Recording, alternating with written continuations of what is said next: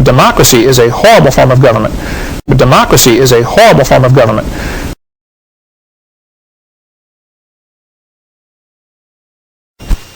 Welcome to CSE 103. This is our Creation Science Evangelism class, so we've already covered much of my videotape. So this whole idea that man gets to decide right from wrong. Tell me, what is the basis of a democracy? Man's opinion. The majority decides right from wrong. So when they get together in Congress or in the Senate and they're voting on a law, some people say you can't legislate morality. That's all Congress does, all day long. Every law legislates morality. There's no such thing as a law that doesn't legislate morality. You're telling somebody else what to do. That's what all laws do, okay? So don't give me this, you can't legislate morality stuff. The idea that man decides right from wrong is flawed from the start. Because if that's true, if evolution is true, if there is no God, Adolf Hitler was right. He decided, most of our folks here are Aryan, Germans, blonde-haired, blue-eyed, and, we voted that everybody else ought to be killed. Hey, majority decided. What you need is a different standard to say, thus saith the Lord, is how you decide. When I was at the cabinet shop, we had a problem. We were building real fancy display cases for gay furs and Saks Fifth Avenue and stuff like that. And how's that building going to turn out? Wow. Pretty bad, if it'll turn out at all, right? So the idea is you have to have a standard. We have a National Bureau of Standards.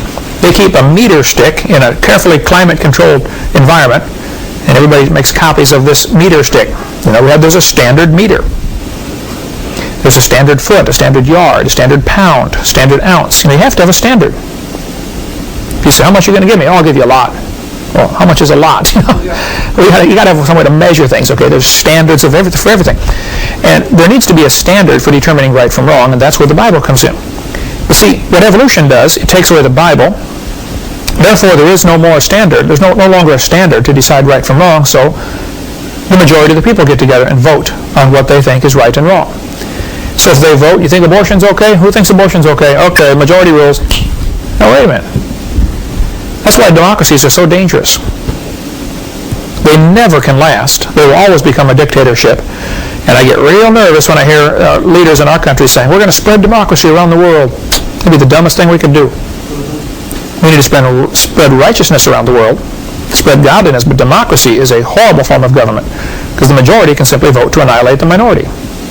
Now, a republic is very different. A constitutional republic is what our founding fathers gave us. We'll get into more of that later. So, scores of people have made attempts to conquer and rule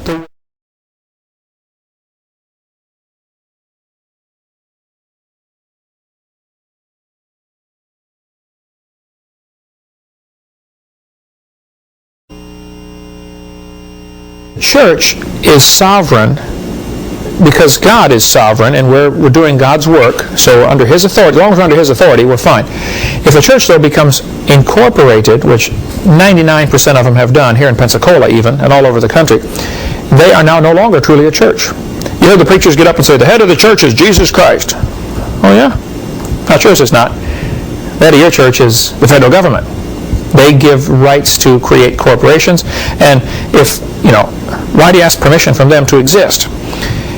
Which is why a true church, we can go off on a lot of rabbit trails here, and I'm sure we'll get 1,000 phone calls.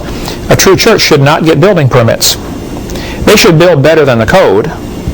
Obviously, you want to be safe. We're not trying to get out of anything or trying to save any money, but you simply cannot ask permission from a county to do something that belongs to God's church. Now, people argue about that. Now,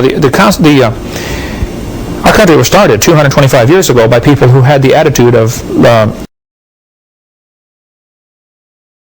Congress has the authority to print or coin money. To coin money they do. So Lincoln printed these greenbacks, which have no debt attached to them. Why should we print money and then rent it from these bankers? Why doesn't Congress just print money? Why do the bankers have to be involved at all? Well, the reason they're involved is because the United States that we are dealing with here, when it says United States on here, that's not the real United States. That's the United States Corporation. That's the corporate United States, not the real United States. We'll get into that in a minute here. But we traded our real money, silver and gold, for paper. Soon, those who control all this are going to make us trade the paper for plastic, and then the plastic for an embedded microchip. That's apparently the way it's going to go. The Bible prophesied in the last days, of course, you would have to receive a mark to buy or sell. The Greek word for mark, Sanders.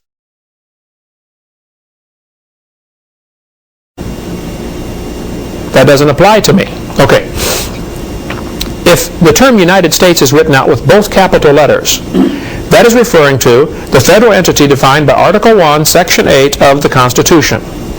This is Washington, D.C. So, if somebody says, are you a citizen of the United States? And you sign yes under penalty of perjury, you're claiming you live in Washington, D.C. Now, Washington, D.C. is not one of the 50 states. They are under a very different set of rules and regulations. They could pass any rules they wanted in Washington, D.C. So if you're claiming you live in Washington, D.C. under penalty of perjury, well, then they're going to assume the law applies to you. If a Mexican police officer showed up at my door and said, Mr. Hovind, are you a Mexican citizen? They put a paper in front of me that says, sign this to swear you're a Mexican citizen and you will abide by the Mexican laws. Well, if I'm dumb enough to sign that paper, yes, under penalty of perjury, okay, I just put myself under Mexican law. And if you sign a paper under penalty of perjury that, yes, I'm a citizen of capital U, capital S, you just put yourself in Washington, D.C. I don't live in Washington, D.C. I don't even like to go to the place, okay? I sure don't want to live there. And I definitely don't want to be a citizen of it, okay? If it is small u, capital S, now that's one of the 50 states. I fly all over the world. I've been to 26 countries doing my seminars on creation, and more coming. Invariably, I get on the airplane, I'm flying over to the country, and they say, you got to fill out this paper to get in, you know. And invariably on that paper it says, are you a citizen of the United States? And it's capital U, capital S. So I simply take out my pen, cross out the capital U, write in the small u, and I add the words of America. Small u, United States of America. And sign it, yes, I'm a citizen of that, sure. The average guy looking at these forms, he doesn't catch what I did, I'm sure. But I don't want to claim to be a citizen of Washington, D.C. For one thing, I'm not. And if I did, I'd be under all sorts of rules that I don't want to be under. I got enough rules to obey, okay? I got enough rules right here to obey that I'm not doing all of those. I sure don't want to be under their laws. So United States citizens are actually citizens of the District of Columbia, if it's capital U, capital S. Now, if it's all capital letters, this is referring to the Philippines. See, they've tricked us by using certain words. Suppose I wrote out a document, and I said, at the very beginning, I said, in this document, the word up means down. I could do that, couldn't I? Then I can write a big, long story, and every time I say the word up, it really means down, right? At the beginning of the IRS code, it says, United States means District of Columbia. And then all the rest of this stuff is for them. It's not for me, unless I claim to live there. Oh, now it applies to me. So they're going to trap you. Somehow, they're going to try to trap you into being part of Washington, D.C., because that's what this applies to. If you want to live in Washington, D.C., or be subject to their laws, enjoy yourself. I don't want to be subject to those laws. If it's just United States, that's talking about the District of Columbia. It can be written several different ways. Capital U, capital S, or all capital letters means the same thing. It's District of Columbia. So the rich men, and the Bible talks a lot about the go to ye rich men, weep and howl for the miseries that shall come upon you. To have a one world government, a new world order. Some people get upset with me because I even mention all this IRS type stuff in my seminar. They say, you should talk just about creation. Well, it all ties together. If God's the creator, then he's the boss. Now, if you want to give yourself to become a straw man underneath, and you don't want to be under God, well, you do whatever you want. Okay? But I want to be a sovereign citizen under God.